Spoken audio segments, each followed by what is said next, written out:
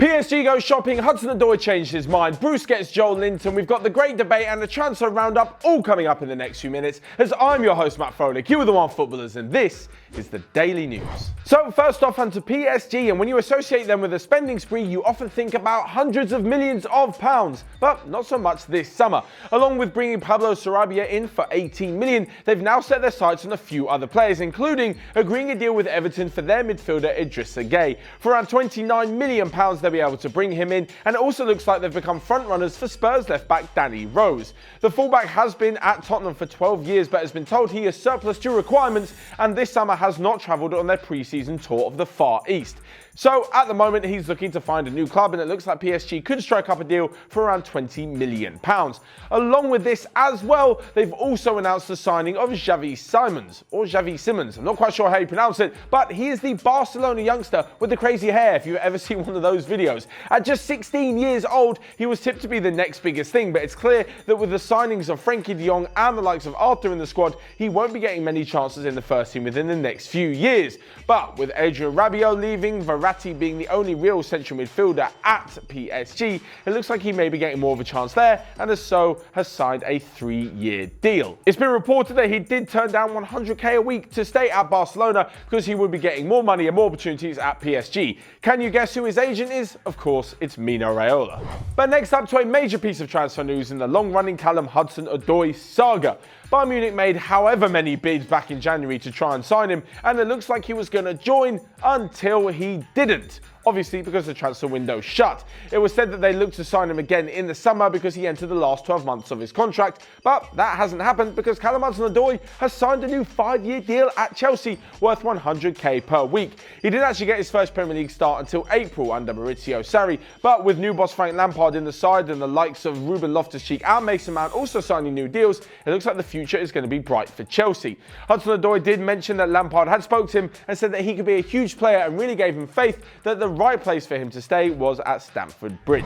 And next up to another massive signing, and it's Joelinton, who has completed his move to Newcastle United. Not really known for spending too much money, having only broken their transfer record of 14 years back in January, the striker has joined the club for £40 million and scored 11 goals in 35 Bundesliga appearances last season, and he'll be looking to spearhead the attack after Newcastle sold Iosi, Perez, Salomon Rondon and Joselu. The one sticking point to this is that Rafa Benitez left because he didn't feel the squad was being invested in properly, and he was in desperate need of a massive striker. So what do? A few weeks after Benitez leaves, they give new coach Steve Bruce the striker that Benitez desperately wanted. It seems a little bit harsh to not back one of the best coaches in the world, and definitely back Steve Bruce, who, let's be honest, has made a half-decent career of coaching, but nothing really more than that. So just when there wasn't enough responsibility from 50-odd thousand fans screaming your name at St James's Park every week, Joelinton has also taken on the famous number 9 shirt. He's spoken about how great Alan Shearer was and how he hopes to emulate him, but emulating the Premier League's top goal scorer ever with 260 goals is going to be a bit difficult even for the 22-year-old. And next up we come to round up of all the transfer news from around the rest of the world. And first up, Spurs striker Vincent Janssen has left to join Mexico's side Monterrey.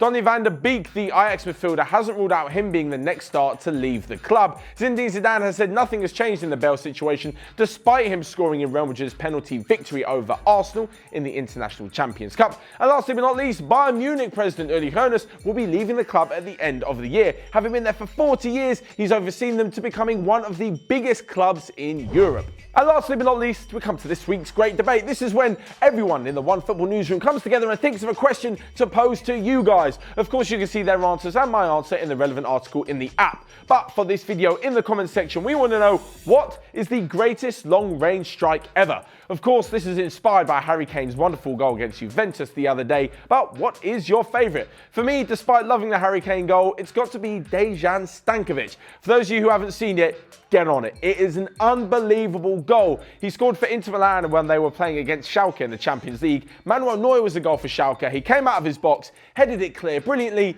except on the halfway line was Dejan Stankovic with a full-on volley, which sailed over the massive German keeper, made him feel so small and nestled drilled into the back of the net. All of this after just 25 seconds of the match. What a goal.